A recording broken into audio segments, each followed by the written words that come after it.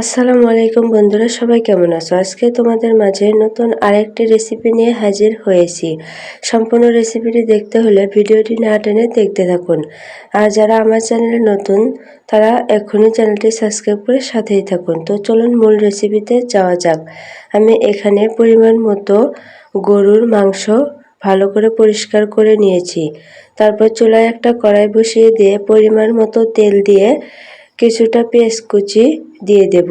তার সাথে এলাচ, তেজপাতা এবং দারচিনি দিয়ে দেব। তারপর নেড়ে চেড়ে কিছুক্ষণ ভেজে নেব। কিছুক্ষণ ভেজে নেওয়ার পর তাতে আদা রসুন বাটা পরিমাণ মতো দেব।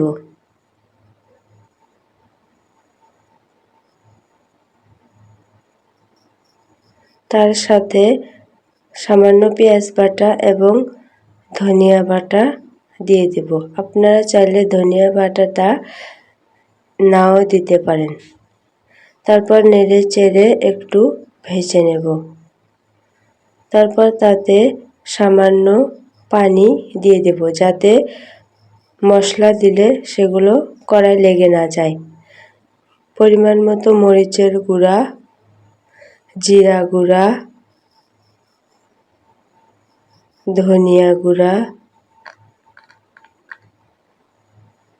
হলুদের গুঁড়া এবং সাথে স্বাদমতো লবণ দিয়ে দেব। তারপর ভালো করে নেড়ে চেড়ে সবগুলো উপকরণকে মিশিয়ে কিছুক্ষণ মশলাটা কষিয়ে নেব। মশলাটা কিছুক্ষণ কষিয়ে নেওয়ার পর তার সাথে একটা টমেটো কুচি দিয়ে দেব এবং সাথে 1 চামচ বাদাম বাটা দিয়ে দেব। তারপর ভালো করে নেড়ে চেড়ে সবগুলো উপকরণ আবারও একসাথে ভালো করে মিশিয়ে আরও কিছুক্ষণ কষিয়ে নেব। এমন নতুন নতুন রেসিপি পেতে অবশ্যই চ্যানেলটি সাবস্ক্রাইব করে সাথেই থাকুন। মশলাটা ভালো করে কষিয়ে নেওয়ার পর তাতে আগে থেকে পরিষ্কার করে রাখা গরুর মাংস দিয়ে দেব। তারপর ভালো করে নেড়ে চেড়ে মশলার সাথে মাংসটা ভালো করে মিশিয়ে নেব। তারপর একটা ঢাকনা দিয়ে ঢেকে মাংসটাকেও ভালো করে কষিয়ে নেব।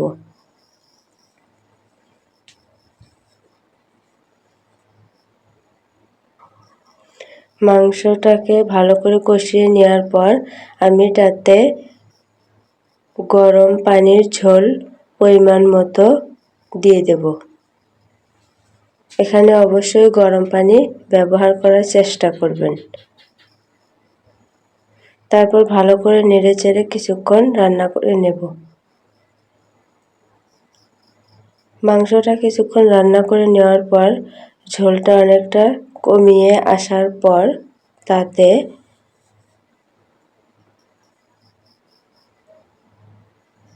রাঁধুনি রেডিমিক্স মাংসের মশলা 1 চামচ দিয়ে দেব। আপনারা চাইলে এখানে গরুর মাংসের মশলাও ব্যবহার করতে পারেন।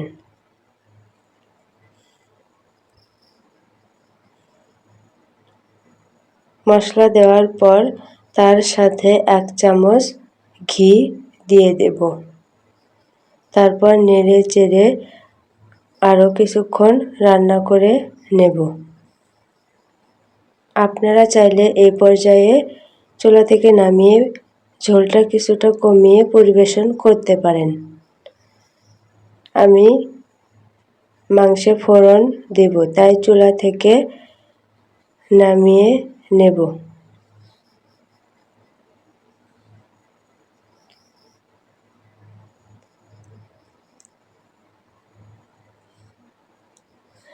তারপর অন্য আরেকটা বাটিতে পরিমাণ মতো তেল দিয়ে দেব।